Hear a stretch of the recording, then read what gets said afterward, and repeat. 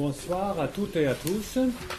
Merci d'être venus sur, c'est pas peut-être la 7e ou 8e séance maintenant de notre série de séminaires sur l'antisémitisme contemporain en France.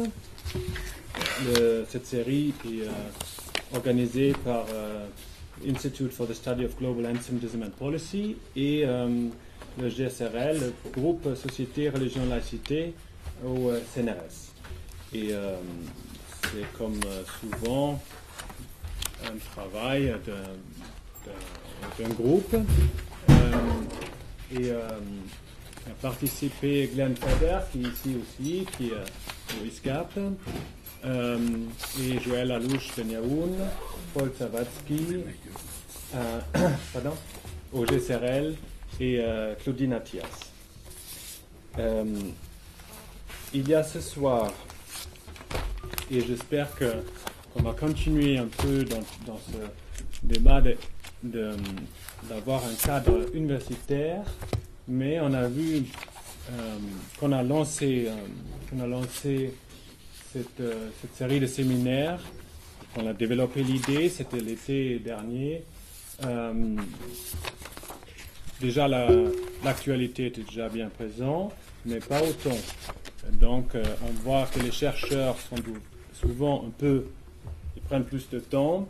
Dans la recherche, il m'a fallu aussi un peu de temps pour comprendre cette façon de démarche où on doit prendre le temps pour évaluer les choses.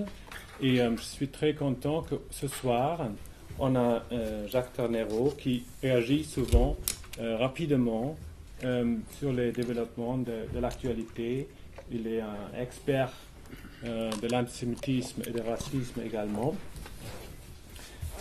Et de discuter ça dans ce cadre ici. Et la discussion, j'espère qu'on va avoir assez de temps. Donc, je vous prie de faire un discours peut-être de 45 minutes, si ça vous va. Super. Et donc, votre participation est importante pour nous aussi. Le sujet ce soir, c'est le titre exact.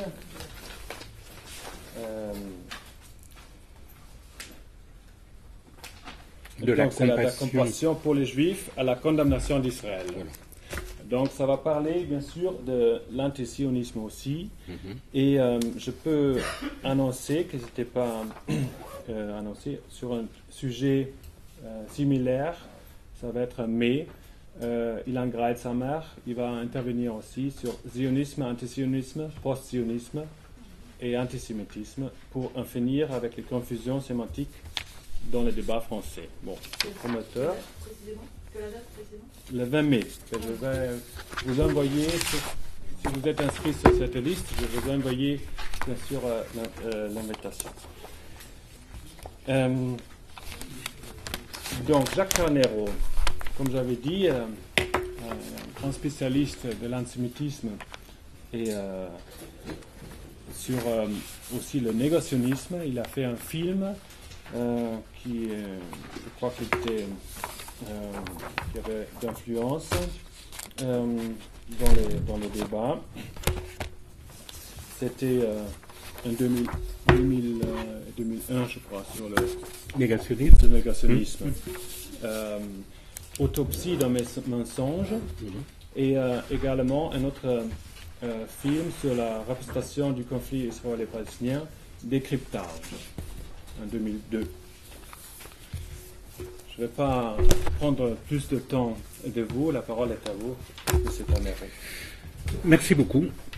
Vous me présentez comme un expert, j'aurais préféré ne pas être un expert de ce type de sujet. Ce qui est dramatique, c'est qu'on soit encore obligé en 2014 d'avoir à étudier cet objet infini qui s'appelle la haine des Juifs et qui se renouvelle, se métamorphose, se transforme, prend de nouveaux noms, de nouveaux discours, de nouvelles formes.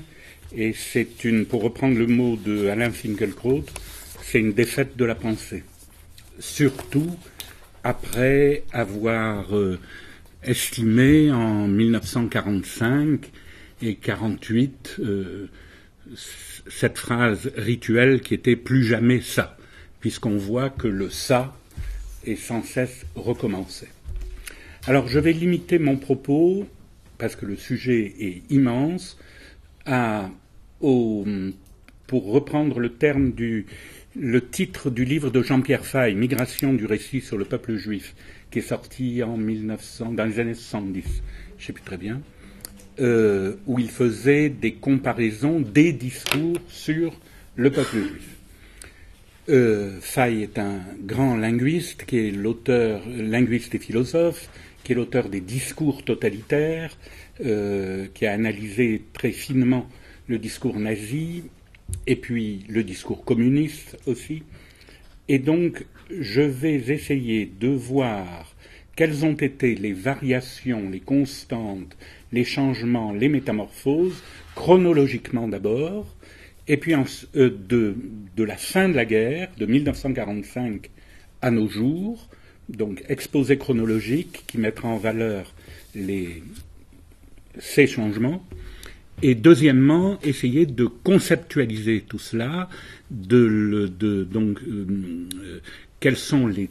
comment définir ces mots que vous avez employés, antisémitisme, racisme, antisionisme, comment les différencier, comment les penser.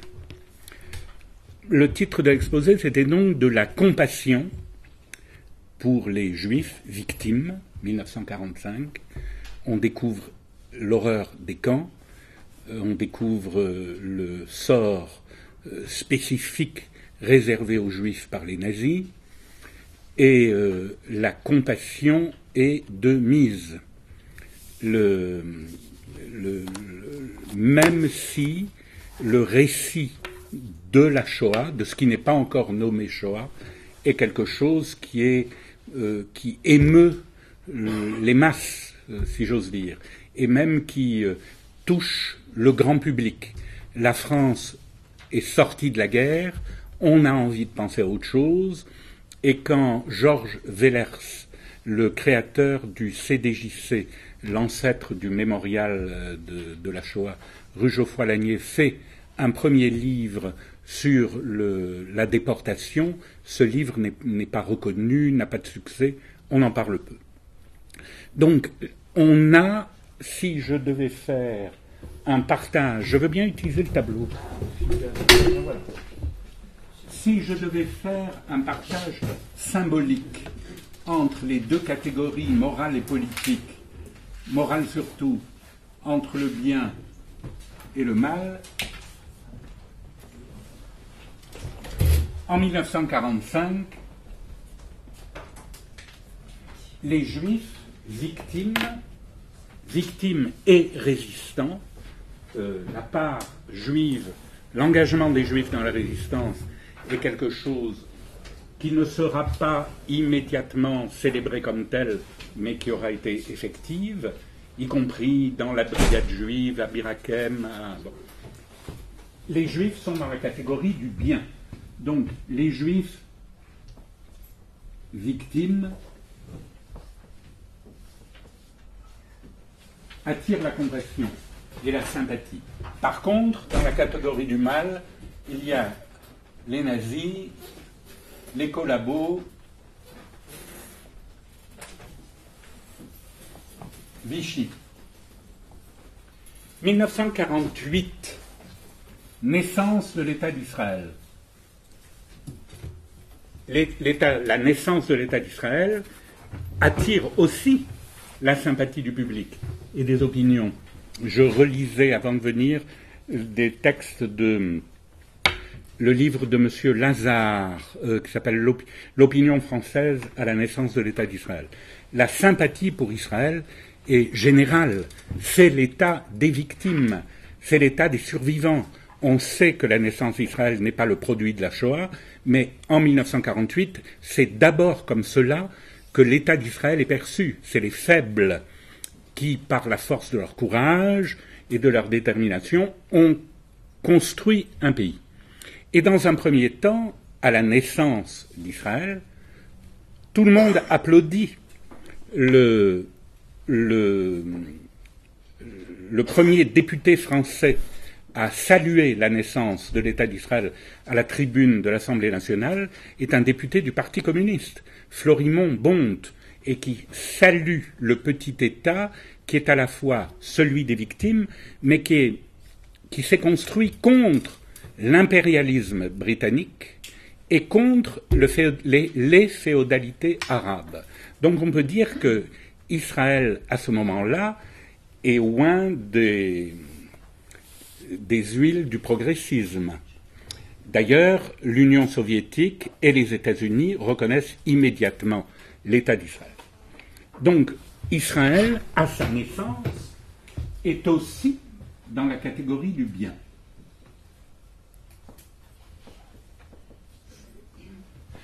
Je continue mon déroulé chronologique. Il se trouve que la France va être très rapidement en conflit avec ses colonies, ou avec ceux qui réclament leur indépendance. L'Indochine d'abord, l'Algérie ensuite. La guerre d'Algérie démarre en 1954 et s'achève en 1962, et il se trouve qu'il y aura une alliance conjoncturelle en 1956, au moment de l'affaire de Suez, entre Nasser est au pouvoir. Nasser se présente comme le héros du tiers-monde, et pas uniquement, qui a renversé le roi Farouk, qui était la potiche des Anglais. Donc, en nationalisant le canal de Suez, Nasser apparaît à la fois comme un nationaliste et aussi comme un progressiste du côté du tiers-monde, qui prend le parti du FLN algérien. À l'époque, en 1954-56, l'ennemi de la France se nomme le Félaga algérien. N'oubliez pas que le Parti communiste français vote les pleins pouvoirs au gouvernement de Guy Mollet pour appeler les réservistes, et que une union nationale est faite contre l'insurrection algérienne. L'Algérie, ce sont des départements français. L'Algérie, c'est la France, dira François Mitterrand, ministre de la Justice et ministre de l'Intérieur. Donc, l'alliance entre Israël et l'Angleterre et la France en 1956, au moment de Suez, a un ennemi commun qui est le FLN algérien et le colonel Nasser. 1962, fin de la guerre d'Algérie. Fin de la guerre d'Algérie, et l'opinion et les intellectuels changent de bord. La bataille d'Alger, la torture, le livre de Henri Alleg, La question, tout ceci blesse l'image antérieurement sympathique de la France contre l'ennemi Félaga-FLN, et au contraire, cette guerre est perçue comme une guerre colonialiste, impérialiste, et donc l'alliance passée en 1956 entre Israël et l'Angleterre et la France est regardée d'un autre œil. Qu'en est-il du statut symbolique du signe juif à ce moment-là? Jusqu'en 1956, le signe juif, d'une part en tant que victime de la Shoah, attire toujours une certaine compassion, mais la connaissance de ce qu'a été la réalité de la Shoah n'est pas encore faite. Le signe juif, qui contient à la fois cette image du juif survivant ou d'Israël, c'est un grand signifiant qui englobe tout cela. Ce signe juif est toujours a toujours un statut symbolique qui attire la sympathie et qui est toujours du côté, dans la catégorie du bien. Le changement sera 1967. La guerre des 6 jours. Voilà que l'État des faibles, des humiliés, des offensés, des survivants est devenu vainqueur. Et il est devenu vainqueur de 3 ou 4 armées arabes qu'il a défait en 6 jours, et la compassion que l'on pouvait éprouver pour les Juifs victimes se transforme dans un premier temps en admiration pour le petit État des faibles, des humiliés et des offensés qui a réussi à écrabouiller les armées arabes. Il faut dire qu'à l'époque, ceux qui représentent ce que va être l'OLP, Ahmed Choukeiri, tient des discours qui ne plaisent pas à l'opinion occidentale. C'est « on va jeter les Juifs à la mer », et Nasser lui-même tient des propos absolument terrifiants. Et de la question de la Palestine, à l'époque, eh bien justement, il n'est pas question. Voilà pour le rapport des Juifs à Israël et au conflit du Proche-Orient. Quelque temps avant, en 1964, un livre sort qui est Treblinka, de Jean-François Steiner, préfacé par Simone de Beauvoir, et c'est un livre qui a un énorme succès, enfin qui pose énormément de questions, car c'est de Beauvoir qui l'écrit, les Juifs ne se sont pas laissés emmener à l'abattoir comme des moutons. C'est le récit de la première révolte d'un camp d'extermination menée par ceux qui devaient mourir. Pardon, excusez-moi, j'ai fait un oubli majeur dans mon propos.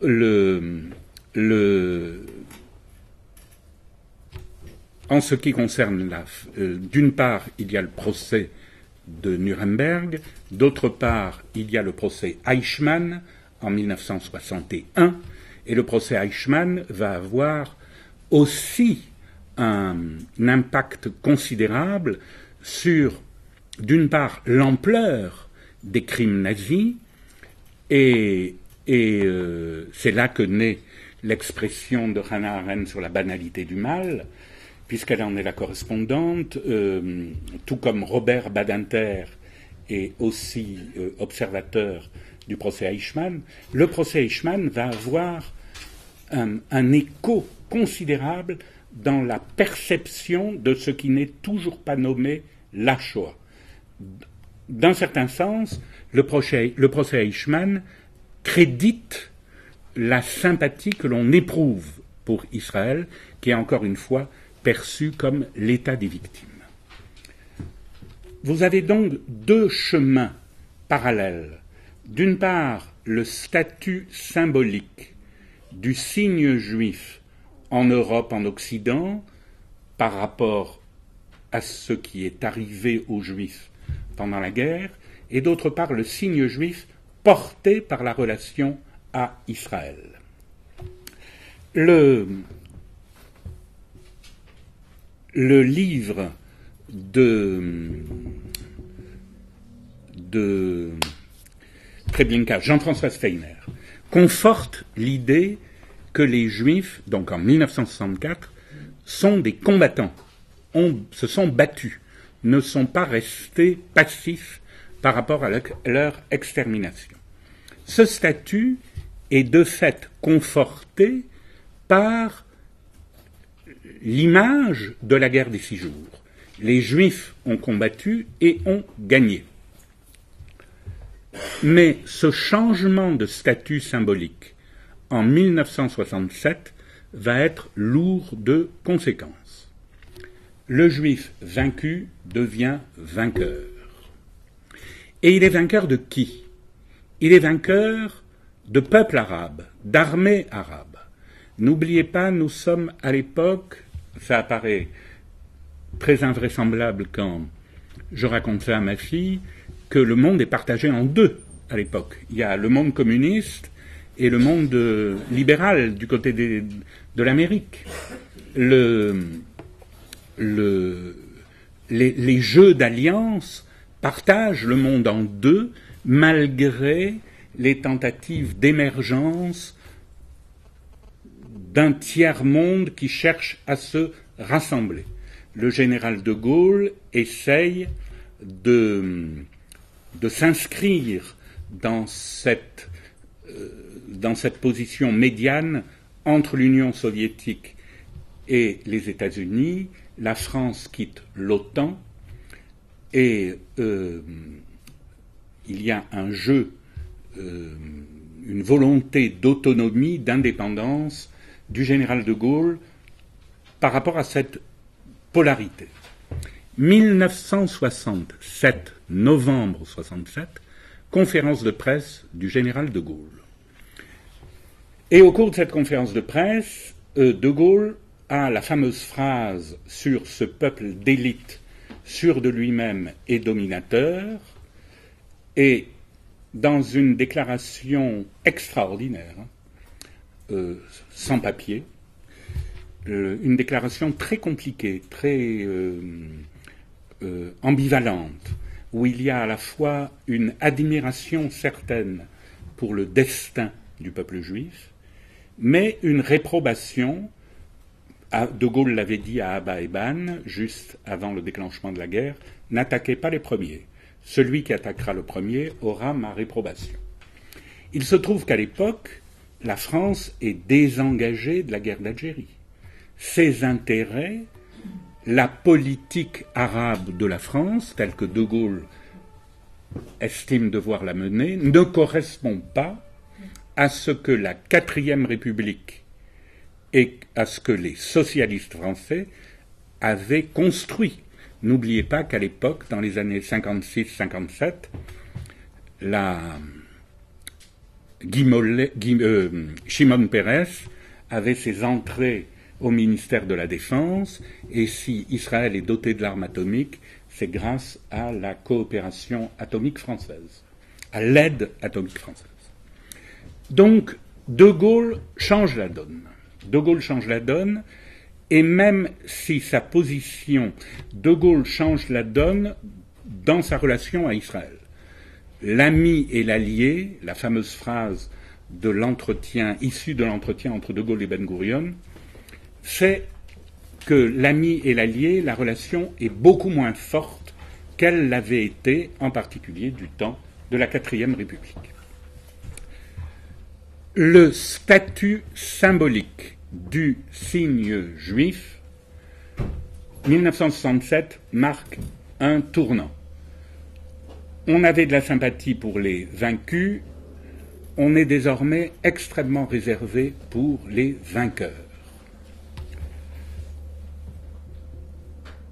1959, excusez-moi, je fais aussi un retour en arrière, un autre livre va avoir un impact considérable sur la perception, sur l'imaginaire de la perception du statut symbolique du signe juif par rapport à la Shoah. C'est le livre de André Schwarzbart, Le dernier des justes, qui aura le prix Goncourt 1959. Et ce livre va provoquer un choc extraordinaire, car c'est le premier récit de l'extermination vu du point de vue juif, avec une écriture somptueuse, à la fois poétique, onirique et lyrique. Schwarzbart décrit le martyre des Juifs. Schwarzbart va avoir une popularité immense. J'ai revu il n'y a pas longtemps des vidéos des entretiens de Schwarzbart avec Pierre Dumaillet à, je ne sais plus comment ça s'appelle, Saint-Colonne, non, je ne sais plus. Lecture pour tous.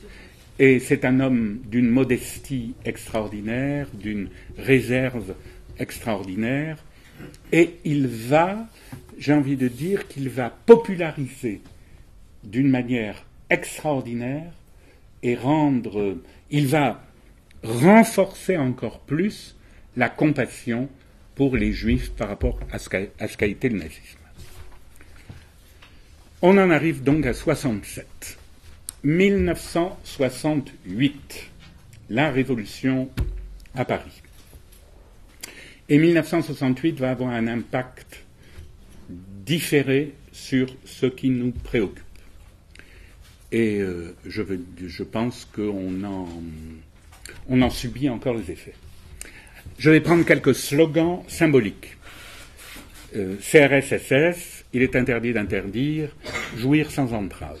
CRS-SS, quelle chance pour les SS de se voir attribuer le titre de CRS, c'est-à-dire Compagnie républicaine de sécurité, créée par Jules Mock en 1954, je crois. Et donc, 56 46 bon. Eh bien, merci. Brutalement, les SS deviennent des personnes respectables.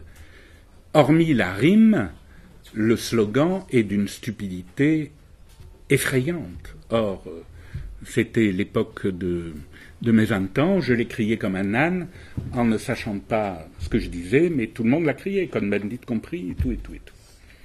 Il est interdit d'interdire. Le slogan est terrifiant aussi quand on revient sur lui. S'il est interdit d'interdire, tout est permis. Si tout est permis, on s'affranchit de l'idée de la loi. Qu'est-ce qui construit la loi? Qu'est-ce qui fait que la loi est la loi? Mais c'est qu'il y a de l'interdit. S'il n'y a plus d'interdit, il n'y a plus de loi. S'il n'y a plus de loi, c'est le règne de la barbarie.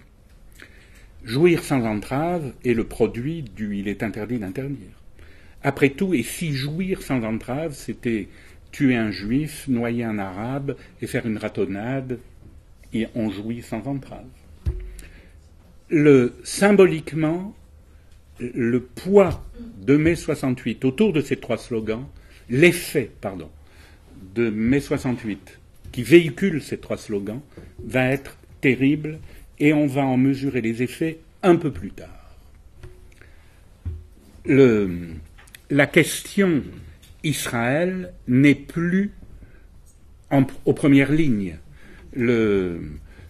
Israël vit sa vie, continue sa vie, la Ve République est installée, les jeux d'alliance et les intérêts de la France basculent beaucoup plus du côté arabe que du côté israélien, mais néanmoins, Israël est plutôt bien vu dans l'opinion française, même si la politique arabe de la Ve République a énoncé clairement ses préférences.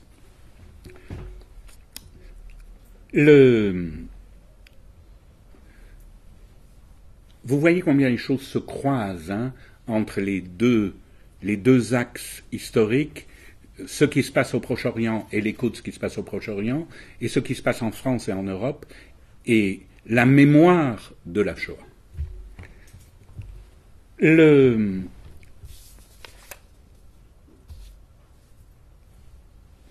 1970, Septembre Noir. Septembre Noir, c'est la répression par l'armée jordanienne de Hussein de Jordanie contre les Palestiniens. 20 000 morts. 20 000 morts. Les Palestiniens quittent la Jordanie pour aller au Liban, dans les camps, et Arafat se réfugie au Liban. Pourquoi est-ce que Septembre Noir est important? Parce que il va donner naissance, cette période des années 70 correspond aussi, donc 2 ans après 68, à l'effet 68 dans les gauchismes européens. Je m'explique.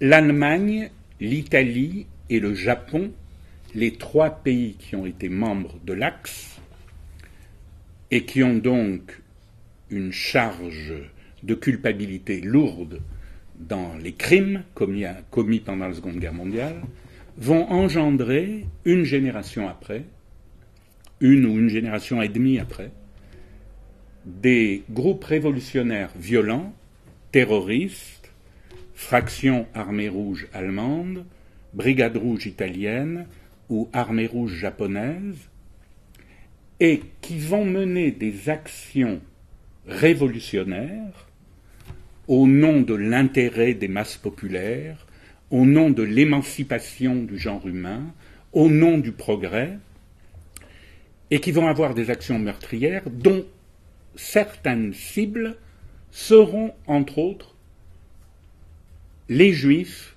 ou Israël, ou Israël. Je prends un exemple très précis. 1976, d'abord il y a eu l'attentat de Munich, l'attentat des Jeux Olympiques de Munich, 1972, où on s'est emparé des otages des athlètes israéliens.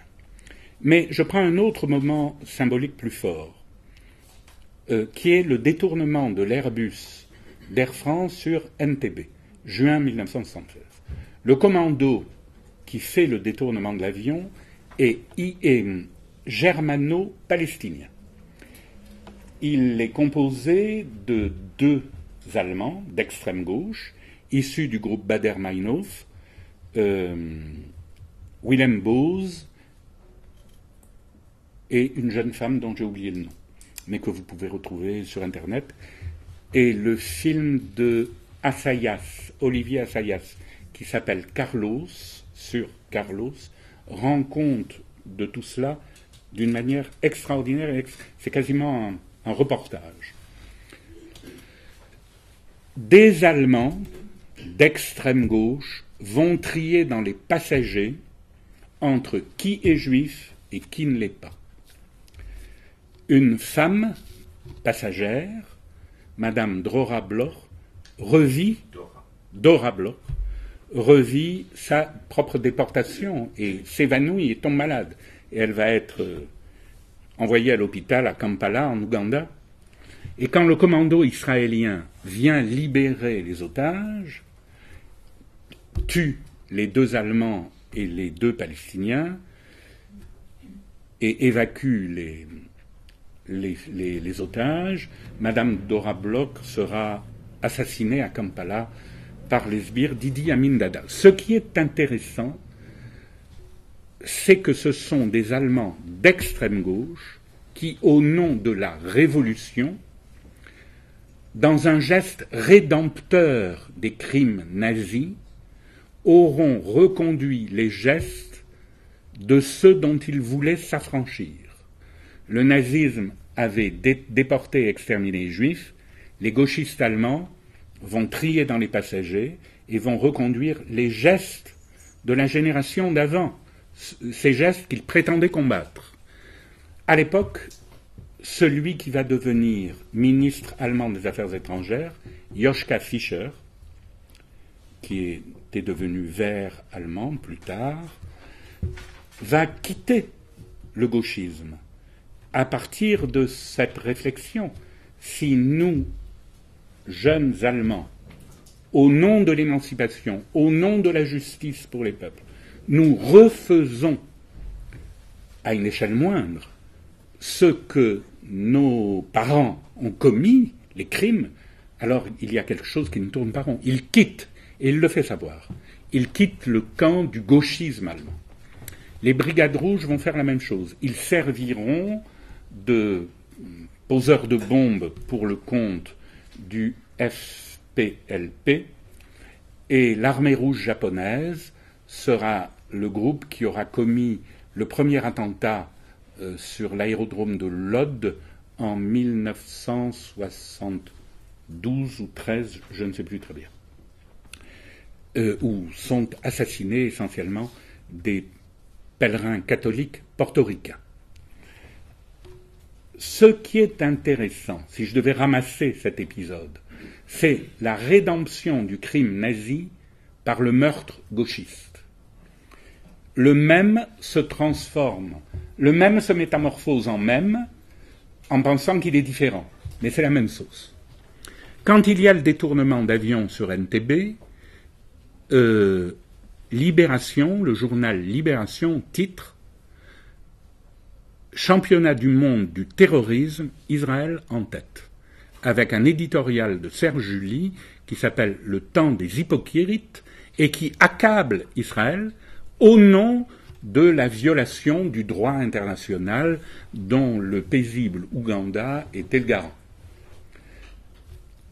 Vous voyez donc que cette période est une période extraordinairement trouble.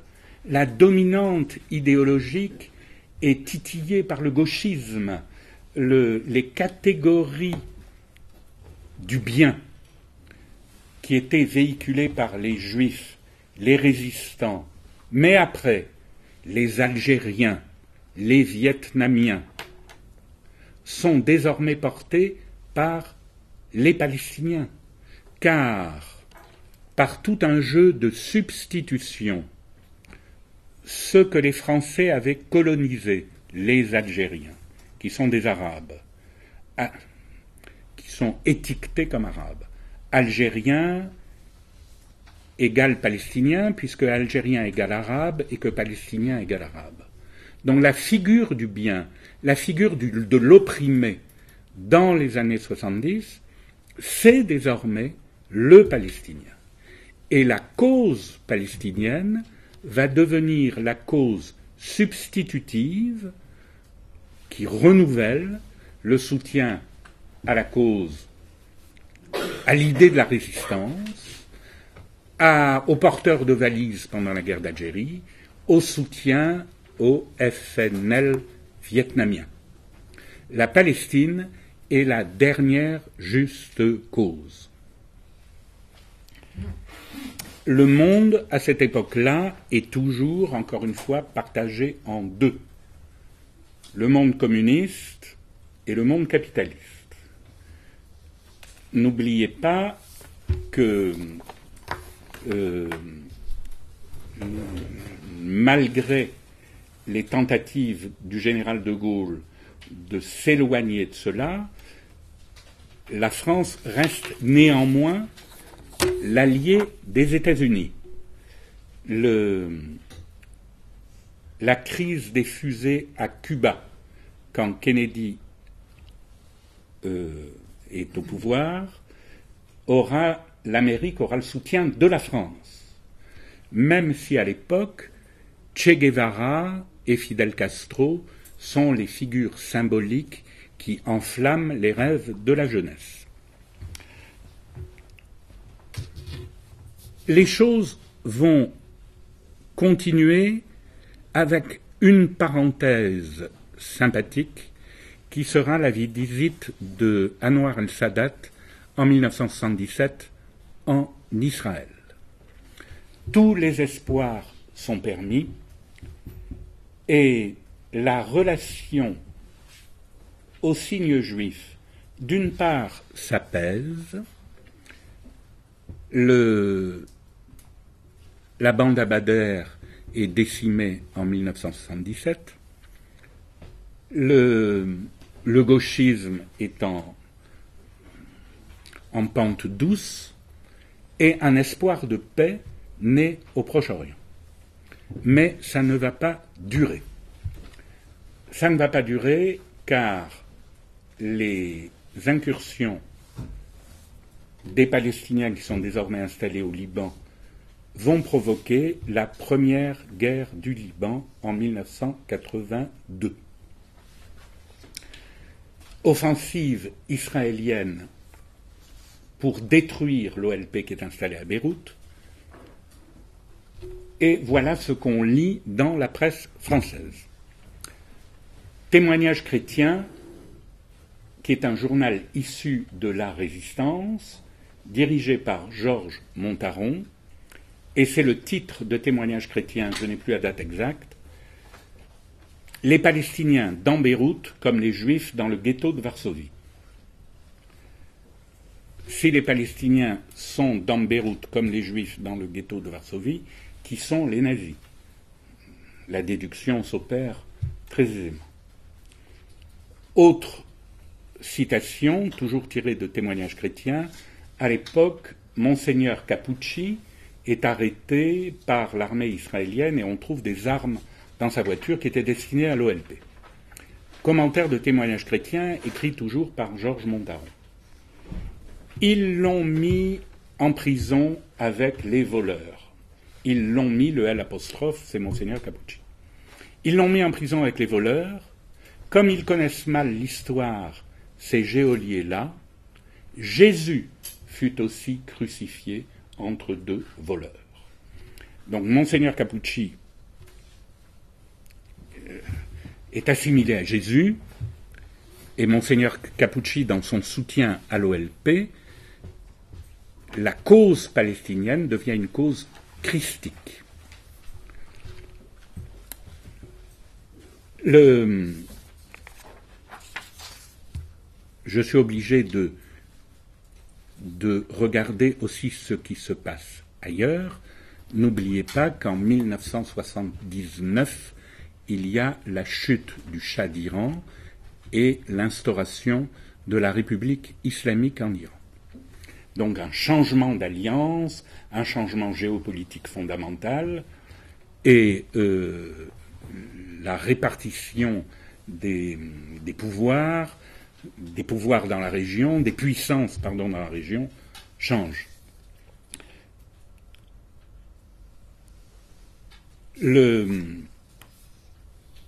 Avec l'arrivée au pouvoir des islamistes en Iran, il y a aussi très rapidement la première grande guerre sunnite-chiite entre l'Iran de Khomeini et l'Irak de Saddam Hussein, qui fera 1 500 000 morts. C'est un massacre terrifiant. Et l'Iran, qui avant était le chouchou de l'Amérique, devient l'ennemi de l'Occident. On se met à livrer des armes à Saddam Hussein pour combattre le péril qui apparaît comme le péril numéro 1, qui est l'Iran. Entre-temps, la gauche arrive au pouvoir en France. 1981. Il se passe plusieurs choses en 1981. L'armée israélienne détruit le réacteur de Saddam Hussein aux Irak, et puis Anwar al-Sadat est assassiné au Caire par des islamistes. Mais il se passe simultanément autre chose. Et c'est sur la scène française et sur la scène européenne. En 1980, en octobre 1980, une bombe explose devant la synagogue de la rue Copernic. Premier élément. À l'époque, en 1980, il y a, depuis que la gauche est arrivée au pouvoir, on a pu remarquer dans la presse, dans les magazines, dans le Figaro magazine en particulier, la montée d'un certain nombre de discours inégalitaires, un projet biopolitique, c'est ce qui s'appelle la nouvelle droite, animé par des clubs de pensée, des sociétés de pensée, le Grèce, Nouvelle École, qui développent et qui valorisent des discours qu'on pensait périmés et qui vont farfouiller d'une part dans les mythes européens, les légendes celtiques, les mythes allemands, pour valoriser d'une part l'idée de race, mais en la formulant différemment, et puis, dans le sillage de la nouvelle droite, une autre idée. Une autre idée qui est la suivante et qui sera un titre du Figaro magazine: il y a Holocauste et les holocaustes.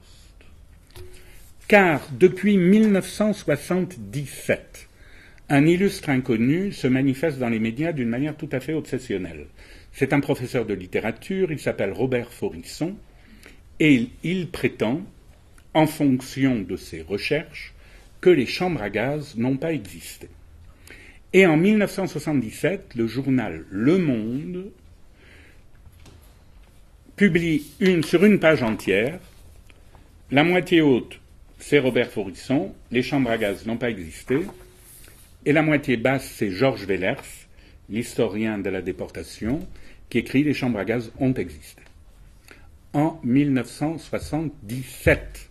Auparavant, il y aura eu dans l'Express une interview de M. Darquier de Pellepoix, ancien commissaire aux affaires juives, qui dit « À Auschwitz, on n'a gazé que les poux ». Alors, voilà que cette irruption sur la scène de la recherche historique d'une part, mais sur la scène idéologique d'autre part, l'idée que, tiens, cette vérité historique officielle, qui est une vérité, parce qu'elle est officielle, eh bien peut-être qu'elle serait fausse, cette vérité. Il est interdit d'interdire. Les fruits du « il est interdit d'interdire », on les récolte en 1980. La vérité historique n'est plus une affaire de « c'est vrai ou c'est faux », la vérité historique devient une affaire d'opinion. Et au micro de Yvan Levaille, en décembre 1980, Robert Faurisson fait la déclaration suivante que je vous donne de mémoire. Les prétendues chambres à gaz et le prétendu génocide des Juifs ne forment qu'un seul et même mensonge, qu'une seule et même escroquerie politico-financière dont les principales victimes sont le peuple allemand, mais pas ses dirigeants, et le peuple palestinien tout entier, et dont les principaux bénéficiaires sont l'État d'Israël et le sionisme international. Tout est dit dans cette phrase. De 60 mots, 80 mots, je ne sais plus ce qu'il raconte. Et Yvan Levaille ne sait pas quoi dire. Comme tout paranoïaque bien construit, Faurisson tient un discours d'une robustesse imparable. Je ne suis pas antisémite, dit Faurisson. J'ai mesuré, je suis allé à Auschwitz et j'ai mesuré les chambres à gaz. Toute cette histoire ne tient pas debout. Elle a été inventée de toutes pièces. Par qui? Par les Juifs. Les Juifs sont les rois des escrocs, c'est bien connu. Et puisqu'ils sont les rois des escrocs, ils sont allés inventer jusqu'à l'escroquerie, la plus grande escroquerie de l'histoire des escroqueries, l'histoire de leur mise à mort pour mieux escroquer les Allemands, et avec l'argent escroqué aux Allemands, ils vont voler la terre aux Palestiniens. C'est QFD. Et voilà que pendant... Et voilà que ça va faire un débat considérable. Le journal a disparu à l'époque. Le quotidien de Paris va faire son miel de l'affaire Faurisson. Il y aura, j'avais conservé des archives, mais vous en avez 1 mètre cube de journaux sur est-ce que c'est vrai, liberté d'expression, opinion, je ne sais pas quoi. Tout y est dans cette histoire. Mais s'infiltre l'idée que peut-être que c'est faux, la Shoah. Le mot n'est pas encore sur le marché du vocabulaire. Il faudra attendre 1985, la sortie de Shoah, de Claude Lanzmann, pour que le mot Shoah fasse partie du discours commun. Mais ce qui est important, c'est l'idée, c'est une opinion comme une autre. Et le paradoxe sera le suivant, c'est que si on pouvait penser que des anciens nazis allaient soutenir Faurisson, eh bien, il n'y a pas que des nazis. Il y a des gauchistes. Le frère de Daniel Cohn-Bendit, Jean-Gabriel Cohn-Bendit, Noam Chomsky, l'apôtre de l'anti-impérialisme américain, vont dire « il a le droit de dire ce qu'il dit ». Pourquoi pas? Peut-être que. Discutons-en.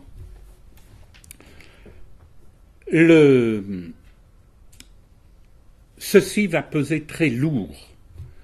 Voilà que le statut du signe juif, qui était dans la catégorie du bien, parce qu'il était victime, il est devenu vainqueur, donc c'est pas très bien qu'il soit vainqueur. Et puis voilà qu'il est devenu non seulement vainqueur, mais il a mené une vilaine guerre au Liban en 1982. Et puis voilà aussi que les chambres à gaz, qui étaient que les Juifs portaient en bandoulière, eh bien peut-être que ça ne serait pas vrai. Alors j'accélère, parce que les choses vont à la fois s'apaiser dans un premier temps, dans le lien au signe juif, et se recrisper un peu plus tard. J'ai donc fait état en 1982, au moment de la première guerre du Liban, de ces discours lus dans Témoignages chrétiens, mais ça n'est pas que dans Témoignages chrétiens, c'est Israël est cloué au pilori pour cette vilaine guerre, et grosso modo, Sharon, le général Sharon, dont la phonétique du nom évoque le métro Sharon, c'est tout dire, 1962, donc les ratonnades, Sharon, et les Palestiniens deviennent les Algériens, bref, les Palestiniens sont les héros, la cause palestinienne est la juste cause, et Israël n'est pas en odeur de sainteté. Mais il y aura les accords d'Oslo, et les accords d'Oslo vont changer un peu la donne et rééquilibrer les choses. Peut-être qu'une paix possible va s'établir.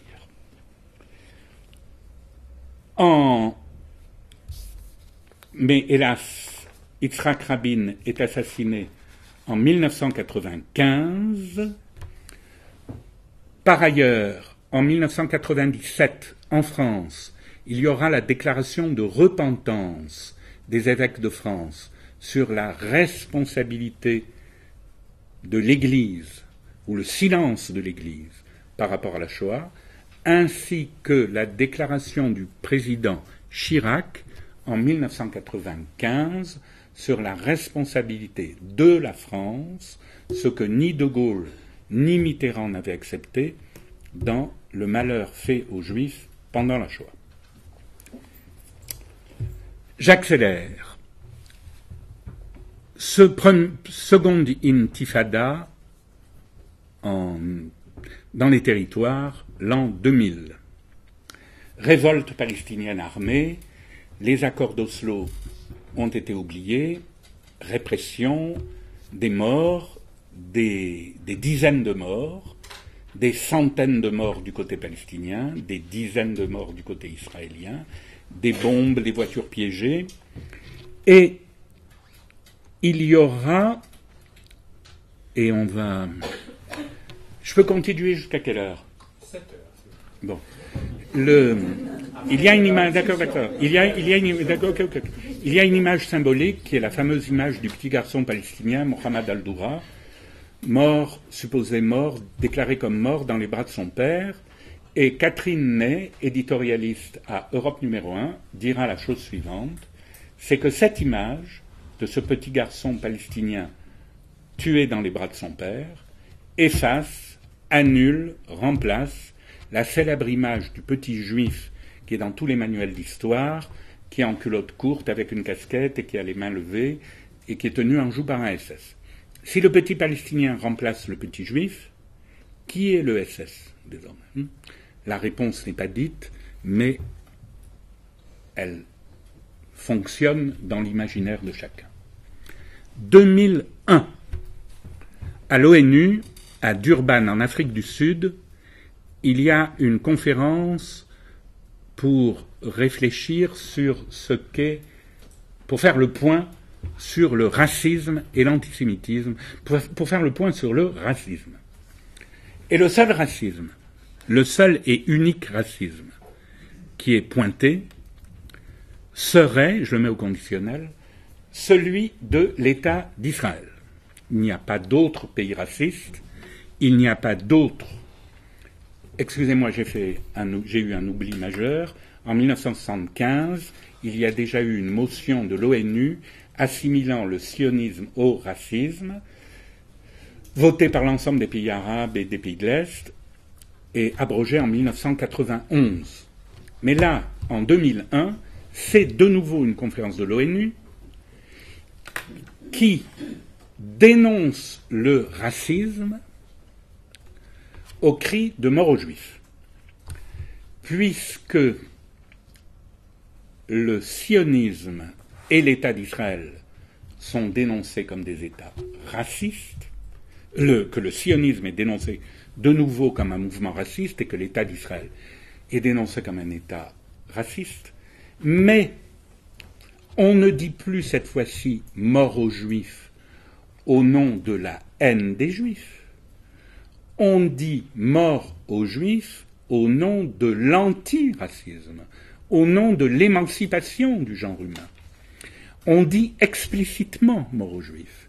Il y a d'ailleurs des tracts qui circulent à Durban qui glorifient Hitler, mais on glorifie Hitler au nom de la lutte des peuples pour leur dignité. C'est ça la grande nouveauté. L'antisionisme prend le relais de l'antisémitisme d'une manière explicite et sans phare. C'est donc au nom de l'antiracisme que s'exprime la haine des Juifs en 2001. 4 jours après la fin de la conférence, il y a des avions qui percutent les tours du World Trade Center et on sait que c'était aussi au nom d'Allah que le premier attentat de l'islamisme combattant, symboliquement majeur. On peut dire que la guerre déclarée aux chrétiens, aux juifs, aux croisés et aux mécréants, si elle devait avoir une date symbolique, ce serait le 11 septembre 2001. Je continue très vite sur la France. Il y aura après l'assassinat d'Ilan Halimi en 2006, puis les crimes de Mohamed Merah en 2012, puis les attentats en 2014 et 2015, l'attentat du musée juif de Bruxelles, etc. Et naturellement, tous les effets des campagnes de Dieudonné, le célèbre comique, et de son ami d'extrême droite Alain Soral, qui est passé par la case Parti communiste avant d'être d'extrême droite. Voilà un ensemble de phénomènes stupéfiants, extraordinaires. Et j'aurais aimé prendre le temps, en tout cas, de définir quelques concepts. Qu'est-ce que c'est que le racisme? Qu'est-ce que c'est que l'antisémitisme? Qu'est-ce que c'est que l'antisionisme? Je vais les définir par ce à quoi ils s'opposent. Le racisme, d'une manière vulgaire ou d'une manière entre guillemets scientifique, c'est une attitude, un choix, une pensée qui classifie dans le genre humain et qui considère qu'au nom d'un patrimoine génétique, au nom de qualités biologiques, les espèces humaines sont inégales et ne sont pas de même valeur, n'ont pas les mêmes potentialités. L'antisémitisme, on va dire que c'est un racisme spécifique qui s'adresse, dont la cible est bien évidemment les Juifs. La différence est dans le mode de fonctionnement. Je reprends une citation de Vladimir Jankélévitch. Le racisme, c'est le rejet de celui qui est visiblement différent, alors que l'antisémitisme, c'est le rejet de celui qui est invisible et qui est au contraire ressemblant. Et c'est pour cela que les Juifs allemands, qui ressemblaient à n'importe quel Allemand, devaient être stigmatisés par le port d'une étoile jaune, et ainsi de suite. Ceux qui avaient déjà été entamés par le port de la rouelle, de la crécelle au Moyen-Âge, et ainsi de suite. L'antisionisme. L'antisionisme, c'est le rejet du droit du peuple juif à se considérer comme peuple et, en tant que peuple, à exiger pour lui-même le droit d'avoir un État. Oui, mais qu'est-ce qu'un peuple? Peut-être que les Juifs ne sont pas un peuple, et que ce serait uniquement une qualité, un attribut religieux. Alors qu'est-ce qui fonde un peuple? Si vous prenez la définition du mot peuple, je vais la réduire à « sont un peuple tous ceux qui se reconnaissent en lui ». Quels sont les ingrédients du mot peuple? Une histoire commune, un imaginaire commun, des légendes communes, des mythes communs, une langue commune, un alphabet commun. L'alphabet hébraïque est l'alphabet d'une seule langue, l'hébreu. Il n'y a pas beaucoup d'alphabets. Il n'y a pas beaucoup d'alphabets qui soient l'alphabet d'une seule langue à la surface du globe. Je crois qu'il y en a une 25-30. Les Tibétains ont un alphabet. L'alphabet de la langue tibétaine. L'alphabet latin est commun aux Espagnols, aux Français, aux Anglais. Bon.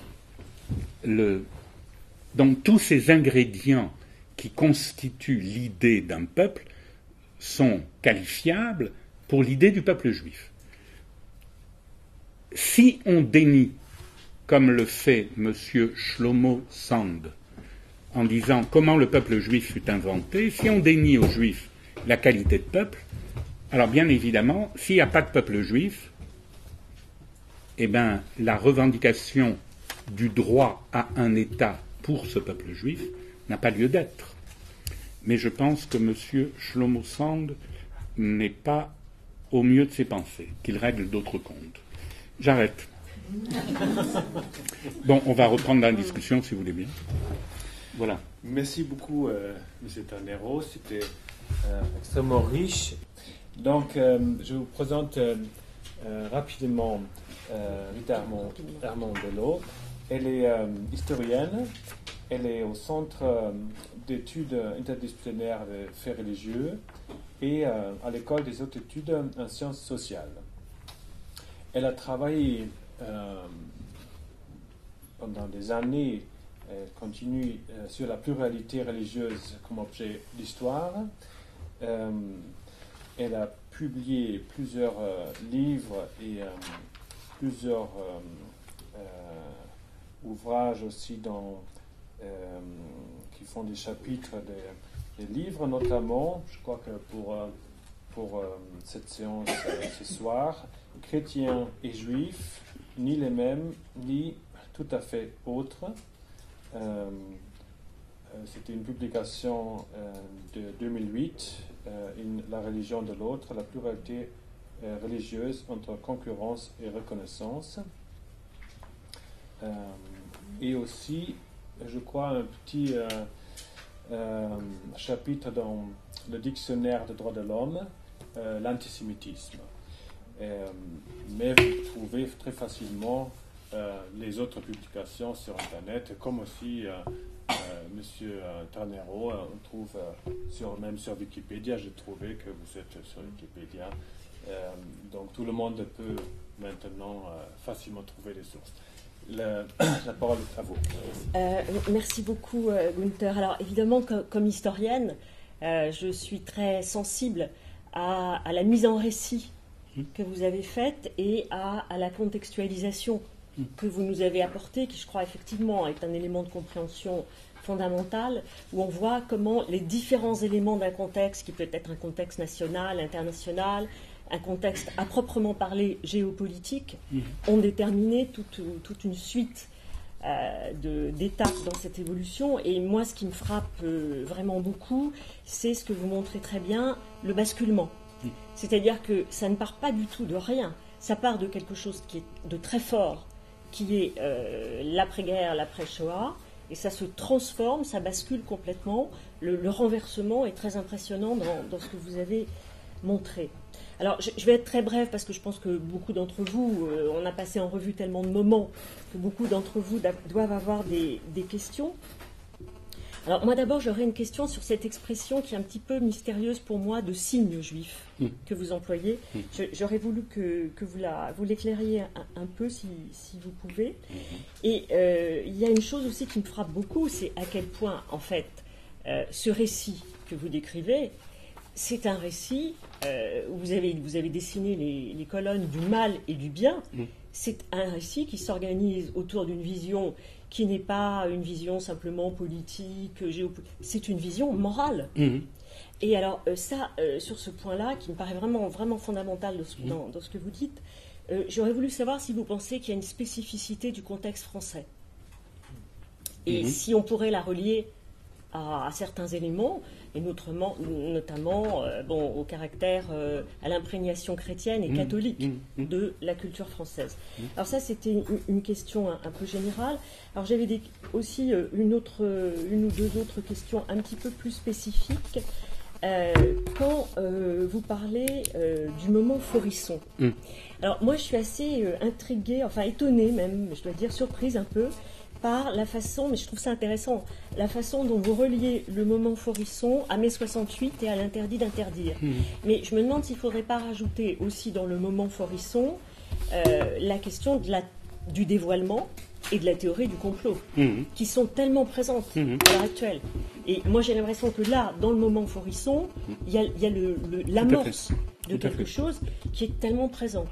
Et un autre point aussi, ce qui m'a vraiment beaucoup frappé, c'est du côté du bien, les références que vous avez faites à des livres et à la réception qui est faite à ces livres, et notamment à l'émission de Pierre Desgroupes, qui est vraiment, pour ceux qui s'en souviennent, quelque chose qui était fondamental dans la façon dont pour Charles Barth. Notamment. Mais pour d'autres aussi, pour l'auteur de Treblinka notamment. C'était un élément fondamental de la façon dont l'opinion se dessinait. Et ce qui m'a frappé, c'est le décrochement avec l'image du petit garçon. Et le passage d'un moment où l'opinion se construisait sur des livres, et le passage à un moment où l'opinion commence à se construire sur des images, sur une culture de l'image, sur une immédiateté, et une immédiateté au niveau de la globalisation mondiale. Bon, alors après, il y aurait d'autres questions, notamment il y a une question moi, qui me taraude, c'est la façon dont il faut parler de l'antisionisme à l'heure actuelle, et est-ce que nous voyons toutes les positions antisionistes comme des positions antisémites, ou comme nous sommes dans un moment où nous sommes dans un moment où le discours qui critique l'antisémitisme est un discours qui est vraiment sous contrôle, sous menace, je dirais. Et le moindre faux pas, la moindre exagération discrédite l'ensemble du discours. Donc, comment fait-on pour faire un partage dans les antisionismes, pour ne pas sombrer dans quelque chose qui peut à nouveau se retourner contre ceux qui essayent de parler de l'antisémitisme et de le signaler. Bon, ça fait beaucoup. D'accord. Sur Faurisson, je suis tout à fait d'accord avec vous. C'est le premier grand moment mais très probablement aidé par les vérités officielles ne sont pas vraies parce qu'elles sont officielles, donc le scepticisme radical, et que le scepticisme radical est lui-même le produit on met tabula rasa, on jette toutes les vérités et on suppose qu'elles sont fausses et qu'elles sont le produit d'un... Mais effectivement, il est le père fondateur de la critique des réalités et l'idée du complot, de la conjuration, je ne sais pas quoi. C'est une vérité fausse qui a été construite. Oui, tout à fait. Toutes les vérités fausses ne sont pas construites, celle-là, elle a été. Bien sûr. Mais il s'inscrit dans le droit fil des protocoles des sages de Sion que Taguieff a particulièrement bien étudié. Mais il reprend ce fil-là. Bien sûr, c'est une conjuration, et comme les Juifs, déjà dans les protocoles des sages de Sion, étaient les plus intelligents des escrocs et des manipulateurs, ceux qui tirent dans l'ombre les ficelles du monde, il n'est pas étonnant qu'on les retrouve ayant inventé la plus belle escroquerie de l'histoire des escroqueries. Donc ça s'inscrit parfaitement dans le complotisme et la folie douce. Dans les années 80, Faurisson émerge en 1980. N'oubliez pas qu'il y a un feuilleton à la télévision qui s'appelle... le slow... L'américain, non? Non. Oui, qui est un feuilleton américain, un peu surnaturel. Non, pas Holocauste. Twin Peaks? C'est Twin Peaks? Non, parce qu'il vient immédiatement, et si le vrai n'était pas le vrai. Comment ça s'appelait? Un truc, il y a une enquête, il y a un garçon et une fille. Les enquêtes. X-Files. X-Files, le slogan de X-Files, c'est « Le vrai n'est peut-être pas ce que vous voyez. Le vrai est caché derrière ce que l'on voit. » Donc, c'est évident. Sur l'image et le texte, le changement de référent culturel qui fait que vous avez tout à fait raison, c'est le Schwarzbart, c'est du texte, et Mohamed Al-Doura, c'est de l'image. Bon. Le signe juif, écoutez, c'est un concept tout à fait mal fagoté, je ne sais pas si c'est un vrai concept, je n'ai pas trouvé de meilleur, c'est pas de moi, c'est de Shmuel Trigano, j'ai pas trouvé de meilleure définition conceptuelle de ce que je veux dire. C'est cet ensemble qui réunit à la fois le judaïsme comme spiritualité, l'histoire juive, les choses juives, et l'État d'Israël, sa politique, ainsi de suite. Voilà, tout ce qui touche aux choses, je peux dire, l'imaginaire du mot juif. N'oublions pas que M. Alain Badiou, célèbre philosophe émérite à l'École normale supérieure, a écrit un bouquin qui s'appelle « Portée du mot juif », qui est sorti il y a 4 ans, 5 ans, je ne sais plus, où le mot juif ne peut pas être un substantif. Le mot juif n'existe pas. Le mot juif ne peut rien dire. Le mot juif ne peut être perçu et entendu que comme un qualificatif supplémentaire. Mais le mot juif est vide de contenu.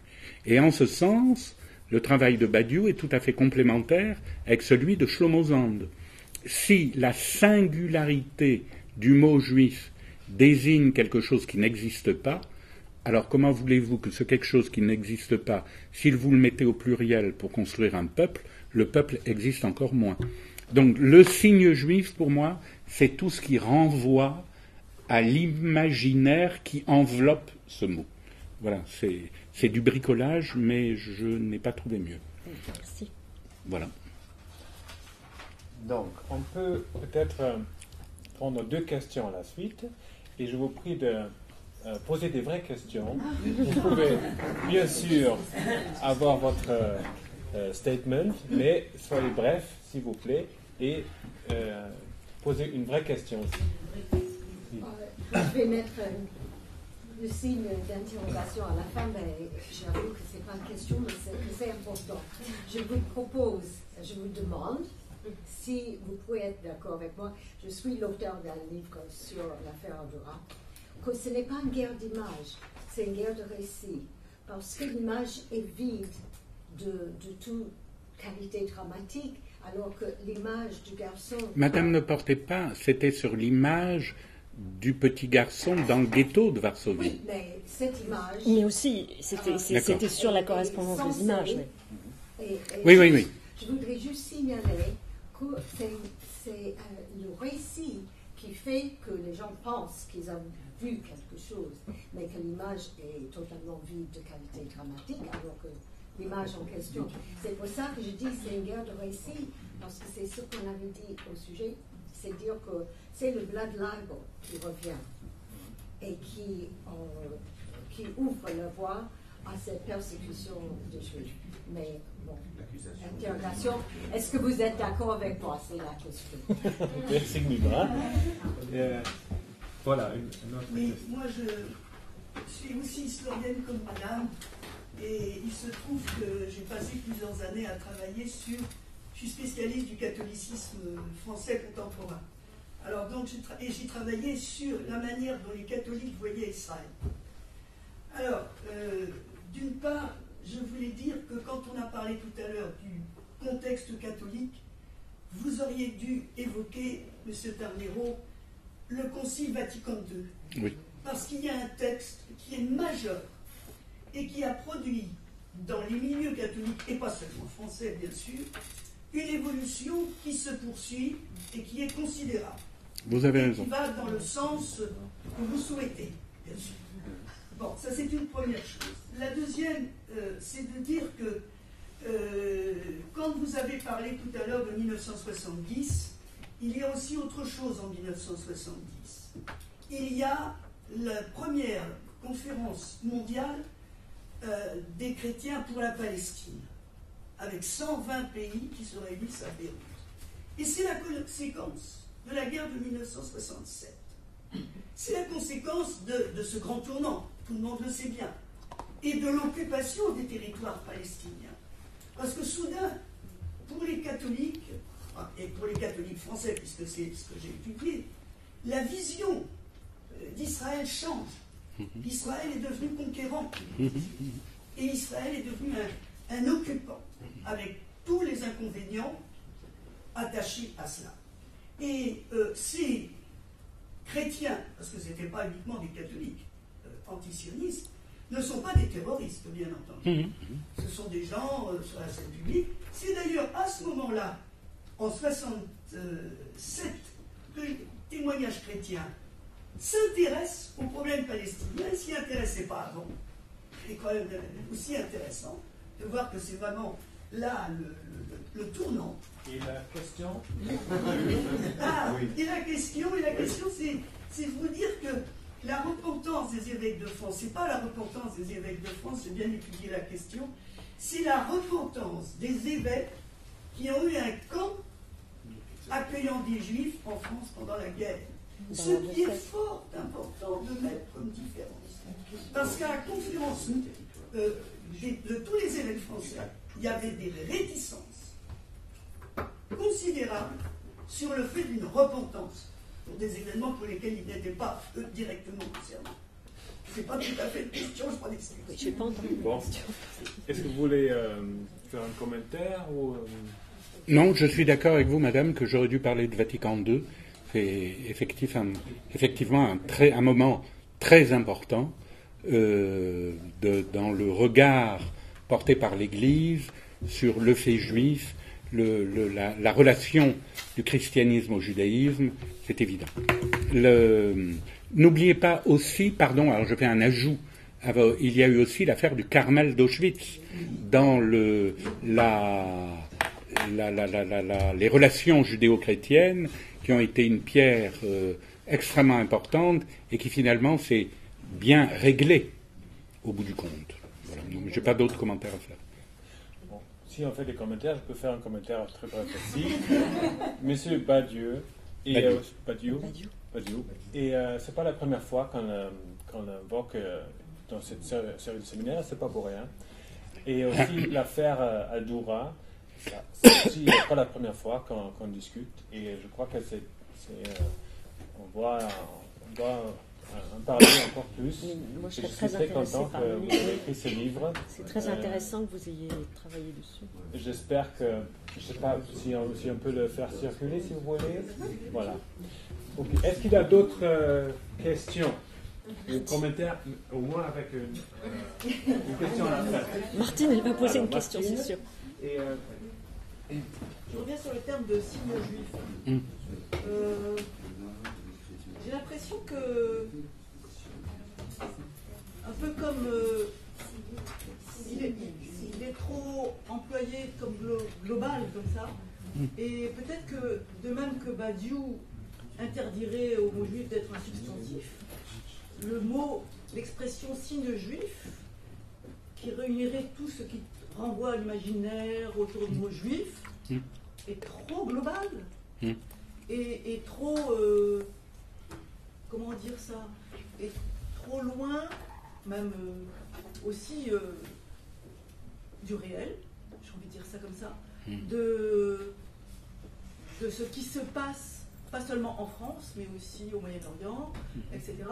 Et je trouve que c'est enfermé, que de dire, de parler de dichotomie bien mal, signe juif, c'est enfermer à nouveau les juifs dans une abstraction et oublier qu'ils sont des sujets qui peuvent agir de toutes sortes de manières. Et donc, moi je suis un peu contre l'usage de cette expression. Soit, mais j'ai pas trouvé mieux. Qu'est-ce que tu as trouvé de mieux? Je n'utilise pas ça comme ça, je parle je fais un récit d'une autre manière, l'image des juifs elle est ceci, la réalité des juifs elle est cela, pareil pour Israël, l'image, la réalité, il s'est passé ceci, et je rejoindrai un peu du coup la question de Rita à laquelle tu n'as pas répondu, c'est toutes les opinions antisionistes sont... Je vais y répondre. Je m'excuse, je reviens sur ce qui m'importe à moi personnellement. Voilà, je veux dire, toutes les opinions antisionistes, on pourrait dire toutes les opinions anti-israéliennes, sont-elles antisémites? Très bien, je réponds à ça, c'est très important. De répondre à ça. Bien évidemment, toutes les opinions anti-israéliennes ne sont pas antisémites, bien évidemment. On peut critiquer le droit, on peut critiquer, on est en droit de critiquer la pratique politique du gouvernement de l'État d'Israël. Mais si le sionisme est considéré comme le mouvement historique constitutif de l'État d'Israël, dire que l'on est contre le sionisme consisterait à dire qu'il y a une illégitimité du droit de cet État à exister. Et pourquoi serait-elle illégitime? Parce que le peuple juif n'existerait pas. C'est un machin à tiroir. Ce sont des poupées russes, cette affaire. On ne peut parler, commenter l'antisionisme que ce par quoi il s'oppose. Si on dit le peuple juif n'existe pas, donc le mouvement d'émancipation nationale, le sionisme, s'il n'existe pas, alors il est bidon, c'est artificiel, il ne correspond à rien. Mais si on considère que le peuple juif existe dans son originalité, peuple dispersé, qui, à un moment, vise à un projet de réunion nationale pour se reconstruire en tant que nation sur un territoire donné qui correspond à son histoire. Alors là, je pense qu'il y a une légitimité. Et dénier spécifiquement cette légitimité, de par cette singularité, eh bien, il y a une discrimination qui m'apparaît extrêmement suspecte. Mais permettez-moi de vous lire une phrase de Yankelevitch à propos de antisémitisme, antisionisme. C'est tiré de quelque part dans l'inachevé. C'est des entretiens avec Béatrice Berlowitz. L'antisionisme est la trouvaille miraculeuse, l'aubaine providentielle qui réconcilie la gauche anti-impérialiste et la droite antisémite. L'antisionisme donne la permission d'être démocratiquement antisémite. Qui dit mieux? Il est désormais possible de haïr les Juifs au nom du progressisme. Il y a de quoi avoir le vertige. Ce renversement bienvenu, cette introuvable inversion, ne peuvent qu'enfermer Israël dans une nouvelle solitude. Car le fait que la droite ait toujours haï et persécuté les Juifs est une chose normale et presque rassurante, puisqu'elle est, en quelque sorte, née pour cela. C'est sa vocation et sa profession. Tout est donc dans l'ordre. Mais avoir perdu l'appui de la gauche, cela ressemble à un châtiment métaphysique. Oui, elle est très difficile à porter, cette ironie cruelle du renversement, devoir mendier appui et alliance auprès de ceux qui ont toujours détesté les Juifs et qui aujourd'hui trouvent un avantage tactique à soutenir Israël. Voilà l'ironie tragique par excellence. Pourquoi fallait-il qu'elle fût réservée aux survivants d'Auschwitz? Pardon. On va prendre 3 questions à la suite, messieurs.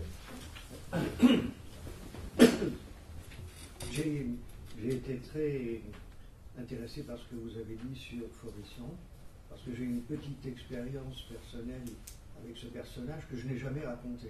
C'est pour moi l'occasion, peut-être la seule et l'unique, de dire que lorsque j'étais il y a une quarantaine d'années, donc au milieu des années 70, ma mémoire me fait défaut pour cela, j'étais conservateur de la bibliothèque de l'Alliance israélite universelle, et brusquement un jour, j'y étais pas tous les jours, j'étais à un mouvement de liberté lorsque les fonctions administratives le permettaient, donc par hasard, il a téléphoné un jour où j'étais là, et il m'a dit, en gros, n'est-ce pas, vous êtes d'accord, les chambres à gaz n'ont jamais existé. J'ai été, je ne veux pas dire terrifié, mais le sentiment que j'ai eu était... d'abord, oui, j'ai été épouvanté, et ensuite, j'ai pas su quoi lui répondre, parce que je me suis dit, on se méfie du téléphone, est-ce que c'est un mauvais plaisant, est-ce que c'est vraiment lui? Il avait une petite voix chevrotante, et je lui ai répondu, je ne sais pas si c'était la chose la plus intelligente, je m'en tiens à ce qu'a déclaré Heuss au procès d'Auschwitz. Bon. Voilà. Alors, maintenant, je viens à ma question. Vous y avez un peu répondu avec la citation que vous venez de lire, mais quand même, à travers les étapes que vous avez très correctement énumérées sur la progression de cette transformation de l'antisémitisme en anti-israélisme ou sionisme, il y a quand même des persistantes, si j'ose dire. Il y a quand même le Front National, Le Pen. Moi, j'ai le souvenir quand même, dans les années 60, 70, des inscriptions dans le métro, mort aux Juifs, etc. À une époque où Israël, d'après ce que vous dites, était parfaitement sinon respecté, vivement admiré, etc. Donc, je pense qu'il y a quand même, à travers tout ce que vous nous avez expliqué, ou tout au moins je vous demande, peut-être c'est là que m'était ma question, est-ce que vous ne pensez pas que l'extrême droite, en particulier Le Pen et ses excès, n'ont pas eu également une influence négative ou positive sur ce que vous nous avez expliqué? Bien sûr. On va prendre encore deux à la suite. Madame, vous voulez aussi? Vous avez levé la main? Non, d'accord. Stephen, et après vous. D'accord. Bon, j'essaierai d'aller très vite. Puisque je réfléchis en historien également, il y avait deux omissions, je crois, importantes à intégrer dans le récit de Jacques Carneiro à propos de l'antisémitisme et ses mutations que tu as retracées. D'une part, la migration de l'antisémitisme d'origine occidentale européenne dans le Moyen-Orient, dans la société arabe et dans le monde de l'islam au sens plus large. Je note de façon télégraphique, il y a ce qui a été occulté ou pas vu par les âmes progressistes propres palestiniennes, c'est-à-dire le passé de Rajamin el-Husseini, le moufti de Jérusalem, qui est allé chercher l'Allemagne nazie en vue d'une alliance, les recherches récentes d'historiens comme Jeffrey Herf, Matthias Kunzel et quelques autres, justement, sur, d'une part, l'antisémitisme d'abord d'origine française, c'est l'un des plus réussis exports français au Moyen-Orient, à l'époque des années 1880 et par la suite. Le relais pris par l'Allemagne nazie, et puis, autre vecteur et courant majeur, l'hostilité d'origine marxiste à l'existence nationale juive au sens plus large. Ça inclut le sionisme, mais également le bundisme et assimilé. Et évidemment, le rôle majeur de l'Union soviétique et le mouvement communiste sur le plan international. À propos de la citation de Jean Kelevitch et la distinction qu'il opère entre racisme et antisémitisme, je pense que c'est en partie importante contestable. On n'a pas le temps de développer ici, mais l'antisémitisme n'est pas une sous-catégorie du racisme. On peut le démontrer. Le choix du terme antisémitisme, qui apparemment précède un peu Wilhelm Marr, mais qui est popularisé par Marr et par la suite pour distinguer leur idéologie de la haine des Juifs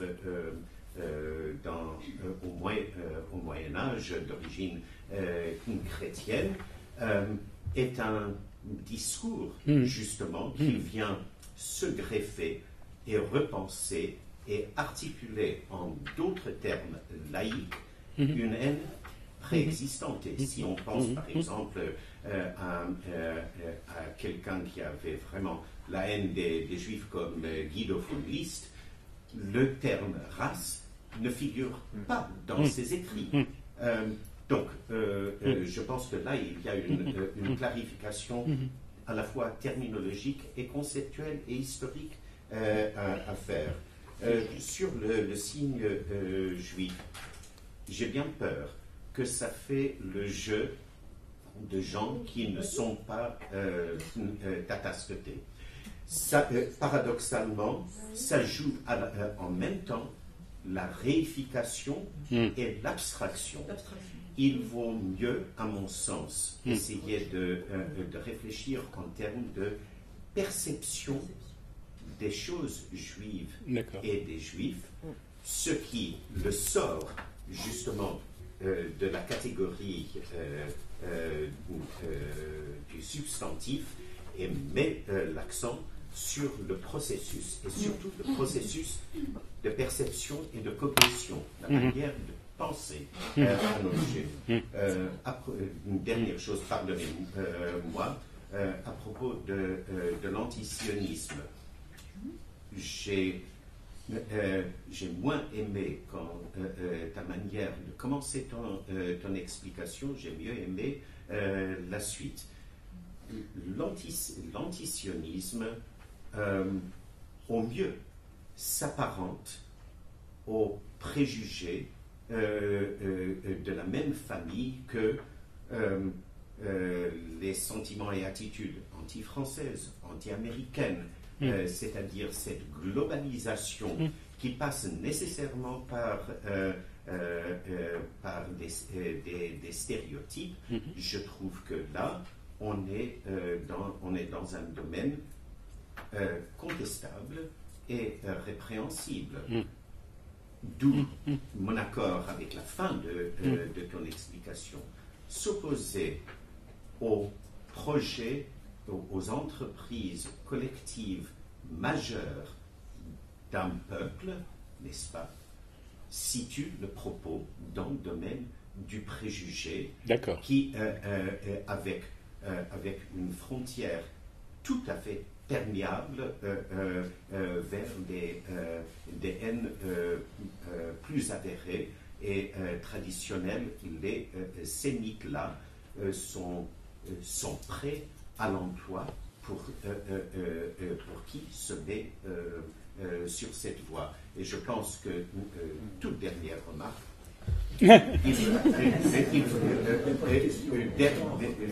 dernière phrase vraiment, il vaut mieux, je crois, réfléchir sur les gradations et la manière dont les passages se font pour entrer dans ce genre de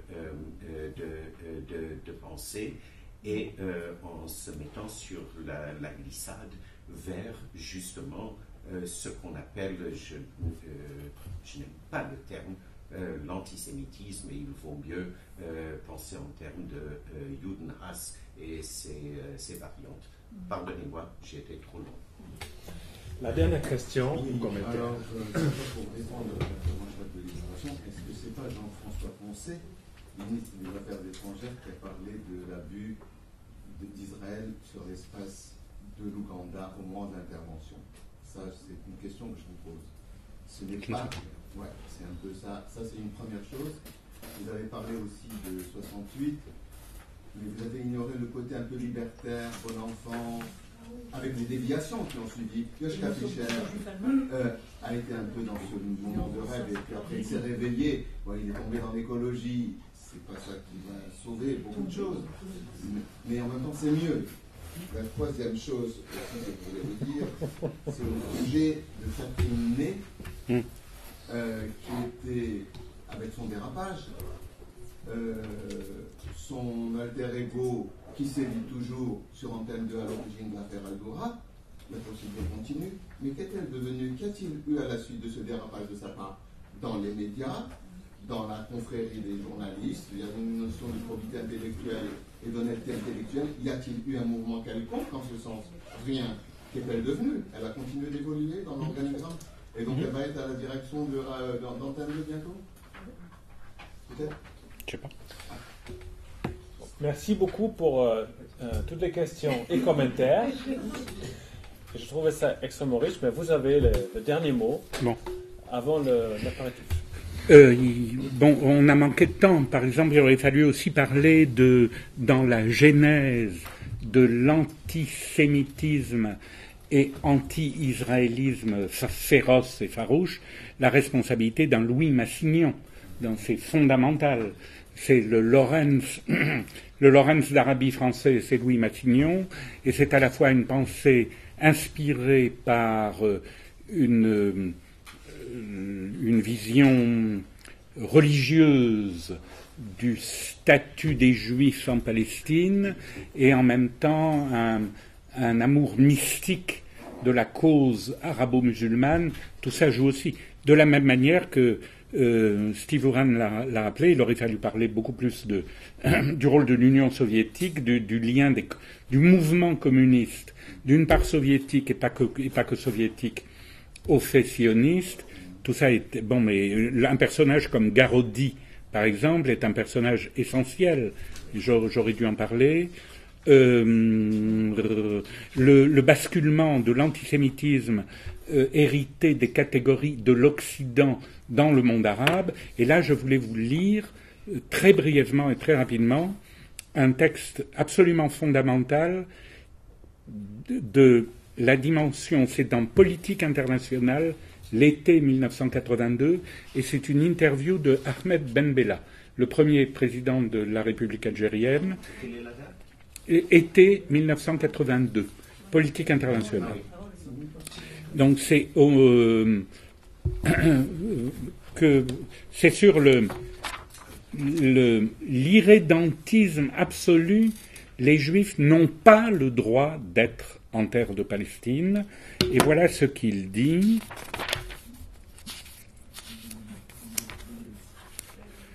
Et c'est une interview prémonitoire de Ben Bella a joué un rôle très important à la conférence de Durban du côté de l'OCI, Organisation de la conférence islamique. Mais surtout, il dit les choses suivantes qui sont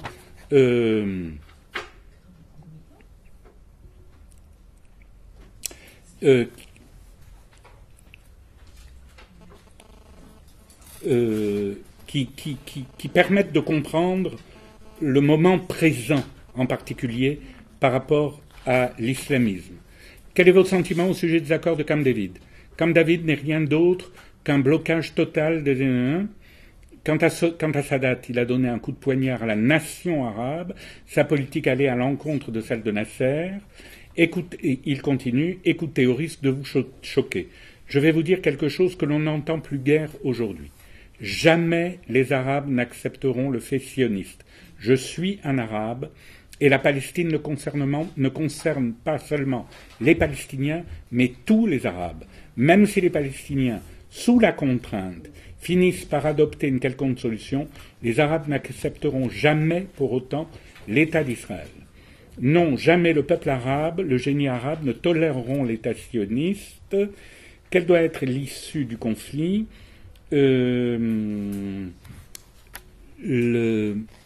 Il termine par « Il faut utiliser la bombe atomique pour détruire Israël ». Voilà. C'est la menace classique. On nous dit souvent « Attention, les Israéliens possèdent l'arme nucléaire, ils feront tout sauter, ils ont le complexe de Masada ». Eh bien, je veux vous dire le fond de ma pensée. S'il n'y a pas d'autre solution, alors que cette guerre nucléaire ait lieu, et qu'on en finisse une fois pour toutes. Plutôt l'apocalypse nucléaire que le fait israélien, sans aucun doute. Toutefois, je ne crois pas à la guerre nucléaire. Ce que nous voulons, nous autres Arabes, c'est être. Or, nous ne pourrons être que si l'autre n'est pas. C'est un texte fondateur. Pardon, mai 68, oui, je suis d'accord. Mai 68, c'est beaucoup plus compliqué que uniquement... Oui, bien sûr.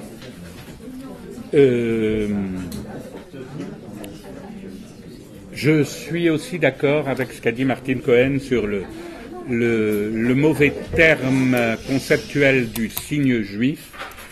C'était pour permettre justement de globaliser, mais en globalisant, ça rend les choses indistinctes. Je pense qu'il faudrait le considérer cas par cas. C'est rentré dans la rhétorique de Badiou. Bien sûr. Oui. Ils nous enferment. Oui. Je ne cherchais pas. Voilà. Qu'est-ce qu'il y a d'autre Bien sûr, je n'ai pas parlé de Haj Amin El-Husseini. Tu as tout à fait raison. Bon, ça faisait partie. Je vous conseille de lire Boualem Sansal, Le village de l'Allemand et tous les textes de Boualem Sansal. C'est la première fois que de l'intérieur du monde arabe et maghrébin, il y a un discours qui me révèle et qui montre, parce que tout ce qu'avait fait tous ceux qui ont révélé la part nazie de l'antisémitisme arabe ont été le fait d'historiens occidentaux, tandis que là, c'est la première fois qu'un romancier d'origine, de culture arabo-maghrébine, pointe la responsabilité nazie dans le mouvement national algérien d'une part et dans le mouvement national palestinien. Voilà. Je peux vous donner la date de Libé avec l'édito de Julie, championnat du monde du terrorisme. C'est le lendemain de la libération des otages d'Entebbe. Donc c'est juin 1976 et l'édito est pathétiquement débile. Bon. Je sais pas. Merci beaucoup. Merci beaucoup à vous deux. Merci à vous. Les discussions sur l'antisémitisme et l'antisionisme vont suivre, je suis sûr, dans les débats, dans les débats publics de toute façon, mais dans notre séminaire aussi, hélas. Et une pensée qu'il m'avait donné un jeune chercheur norvégien, il m'a dit l'antisionisme, même si ce n'est pas l'antisémitisme, mais l'antisionisme, si ça veut dire qu'on veut que l'État d'Israël n'existe plus, ça va donner quand même à des millions de morts juifs. Donc même si on ne veut pas dire que c'est antisémite, ça a des conséquences, l'antisionisme soi-même, horrible. Il y a un petit apéritif qui nous attend dans la salle de